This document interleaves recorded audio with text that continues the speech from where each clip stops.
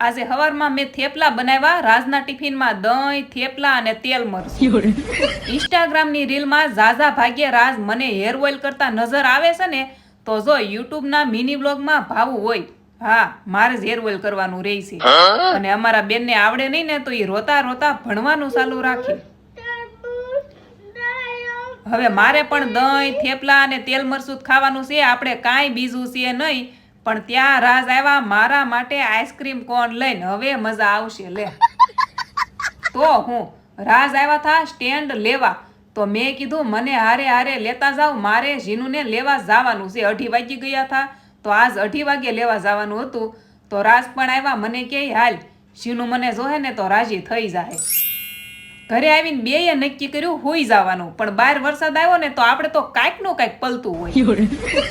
પછી હું ઊંઘ આવે. સાફ સફાઈ કરી અને હાંજના ખાવાની તૈયારી કરી.